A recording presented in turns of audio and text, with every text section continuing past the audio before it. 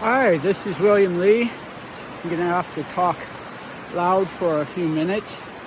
I think this is episode 11 of my series on Thomas Mann's The Magic Mountain and the reality of life in Davos in a tuberculosis sanatorium.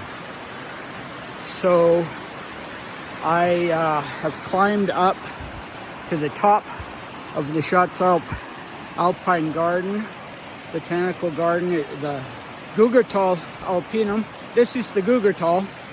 It's the stream that goes down all the way down to Davos, to the Landwasser, the little sort of stream slash river there. I'm a little winded. This is actually pretty high up. So now I'm going to stick with selfie mode this time instead of doing a disembodied voice. So please bear with me, even though I'm blocking the beautiful view somewhat. This is the door to the Alpinum.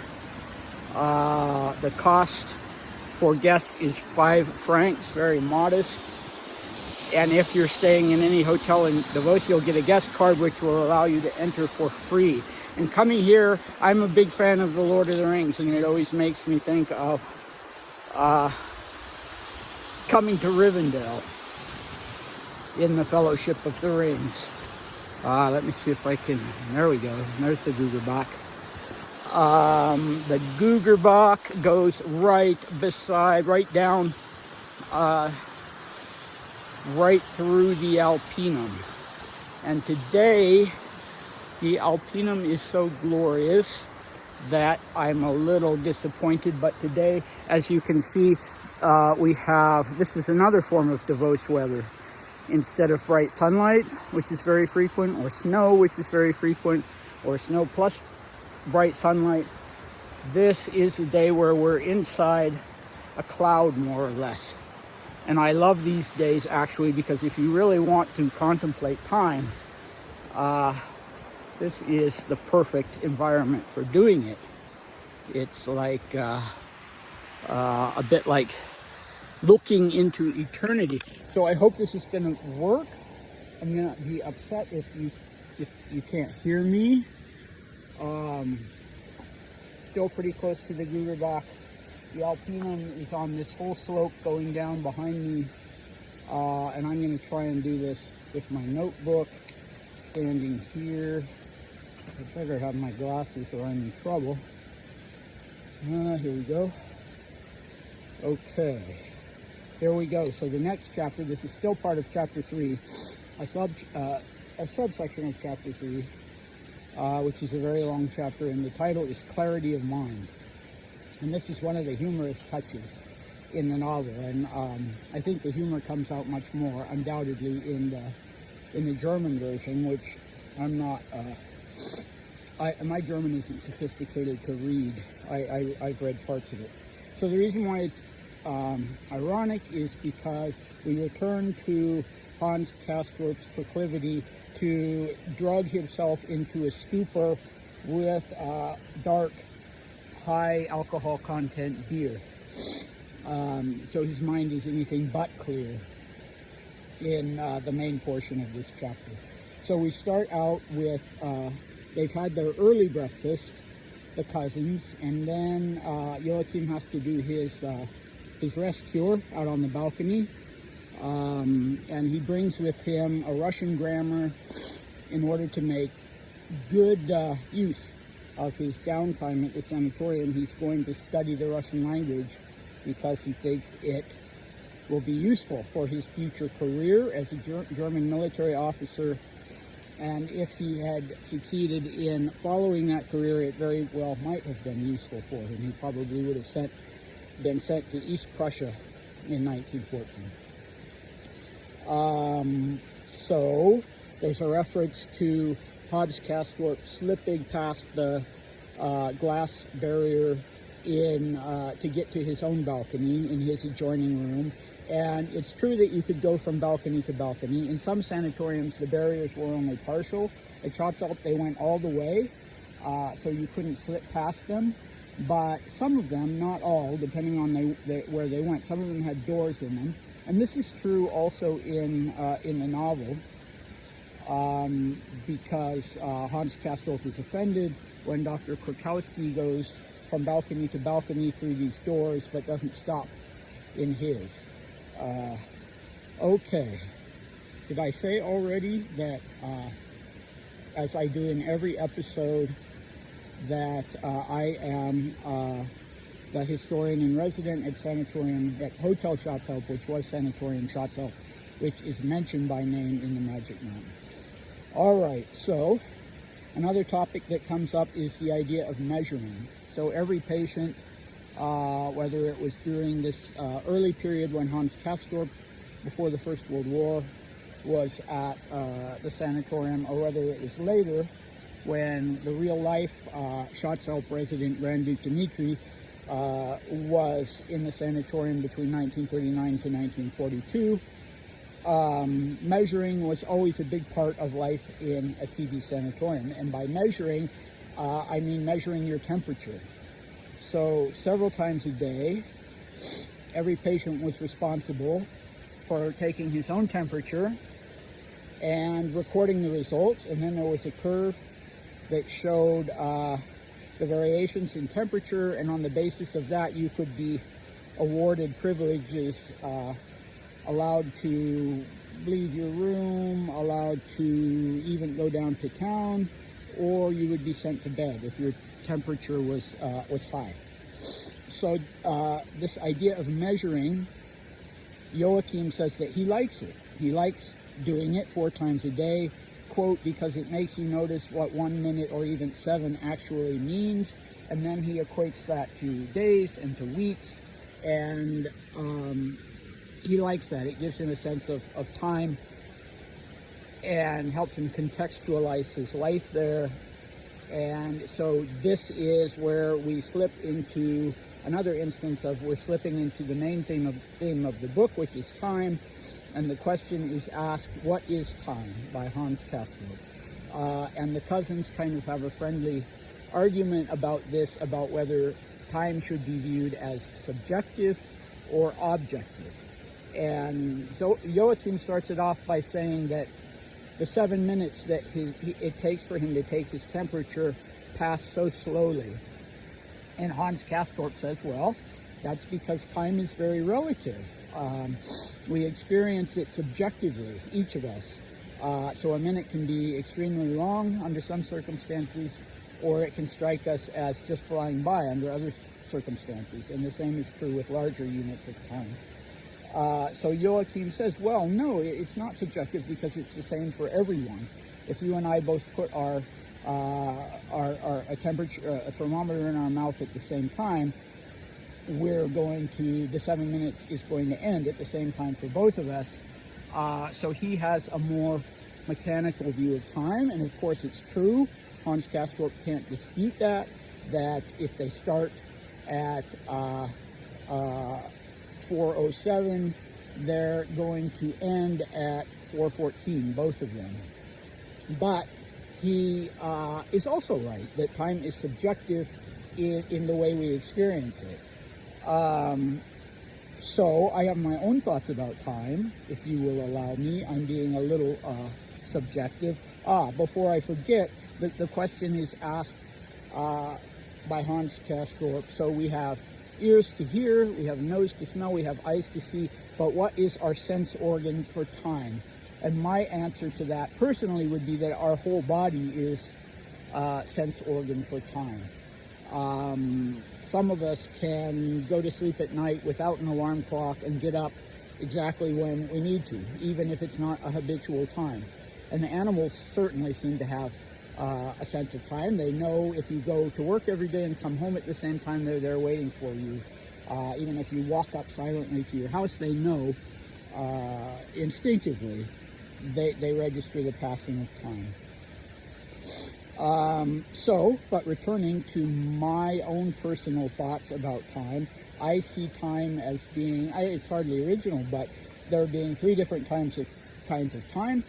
Cyclical time, time as a straight line, linear time, and time as a single point, which is all time and no time. So Herr Settembrini's idea is that cyclical time, the time where you measure the passing of the seasons and the from day to night, birth, death, and then birth again, and then death again. This kind of cyclical time belongs to the East and to a culture that, in his mind, is not pushing forward to the future and technology and the improvement of humankind. Linear time would be the kind of time that he was interested in. So historical time, linear time, which is the way we tend to view things in the West. We have a start point.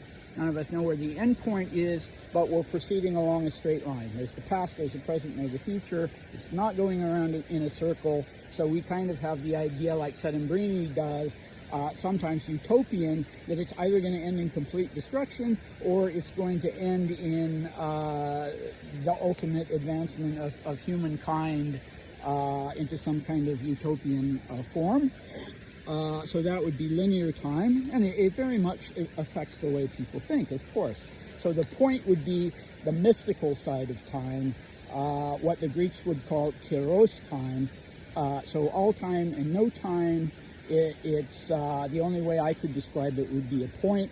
And if you're on a day like today at Chateau or in the mountains with the mist, and you let yourself sort of get into a contemplative mood, especially if you're sitting out on your balcony, then you can kind of get a hint of that kairos time that none of us can really experience, because it's not linear, it's not cyclical. And in fact, there's another German novel, slightly earlier than in publication than The Magic Mountain, that I adore, by a much lesser known author. And of course I didn't write down his name. I'll have to include that in the next episode. But the book itself is called Reich ohne Raum. Forgive my pronunciation, and it means roughly kingdom without space. So as is talked about in this chapter, Clarity of Mind, time is often measured by space and vice versa. And so this is another book that contemplates time, but in a mystical sense. And it has this line that I love: Zeit versinkt, Raum verstiebt, Gestalt erlischt. And the translation that I found for that comes from a Jungian psychologist, Marie-Louise von Franz, is time sinks, space disperses, form is eliminated. And that novel is about these mysterious kind of elemental spirits who may at one time have been flesh and blood human beings, and how they are searching for this Reich ohne Raum, which is a realm beyond both time and space. So, okay, we've covered the topic of time, and the next topic is we're returning to this idea of sedation. But before we dive into that, I should note that the two love interests appear in this chapter, or I should say Joachim's does, Maruzia, this Russian girl whom he never speaks to and never even really allows himself to look at, especially when she's laughing, and Claudia Chauchat, who Hans Castorp has still not seen, but he hears her for the second time that day slamming the door. There are a lot of glass doors in TB sanatoriums from this era, both to allow the natural light in and as a part of, I think, the Art Nouveau style of decor at that time. So every time she slams the door, it rattles, and he doesn't bother to turn around and look at her because he's already in this stupefied state. He has, in lieu of his usual Hamburg porter that he finds he can't get at the sanatorium, he has ordered a mug or a pint or whatever of Kulmbacher beer. So Kulmbacher beer is what we saw in installment number 9 or 8, I think, maybe 9, with on the real life shots outpatient Herr Hutter. He has a bill showing that he bought a pint of also Kulmbach beer, and I hope it didn't have the same effect on him as it had on Hans Castor. And the idea of people sedating themselves in the sanatoriums interests me, and we also have an example of that with the doctor, with Behrens, who uses tobacco kind of counterintuitively as a form of sedation. And the problem with that is that it works too well, and he becomes depressed and becomes melancholy, so the head nurse has to dole it out to him so that he can't smoke as much as he otherwise would. So that's Behrens' own form of sedation. Kastorp will stick with his Kulmbacher beer the rest of the time he's there, and it has such a strong effect on him. He's already affected by the altitude, probably by fatigue, because as he mentions in this chapter, it takes a whole 24 hours at that time in 1907 to go from Hamburg to Davos by train, and we don't know if he slept on the train, if he made any stops, but it was kind of then the very early 20th century version of jet lag. So it makes sense that the beer has an extra strong effect on him, and now he feels not only a little dozy, which is what he's usually going for, but he uses the word completely stupefied. So he can't even help himself to the items of the table. He just sort of, at this, did I say it was second breakfast? They all assemble in the dining room for their second or main breakfast, and he can't even help himself to the things on the table. And the symptoms are described that he feels like he's been hit in the head, like he has a concussion. He can barely keep his eyes open, and when he does have them open, it's painful for him to move his eyeballs. It takes effort. I don't know if it's painful, but it takes effort. His tongue feels like it's not responding to what he wants to say, and so he feels like, to quote, he feels like he has been given chloroform. And yeah, so I don't have so much to say about our friend Dmitri this time around. He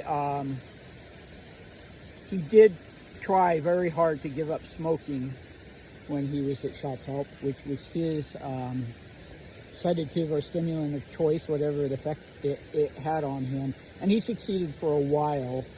Based on photos I've seen of him in 1941, I think he did relapse. As far as drinking went, I don't have, in his earlier diaries, going back to when he was a young man, when he gets drunk, when he has a hangover, he writes about that in his diaries. But there are no diary entries while he's here at Schatzalp describing anything like that.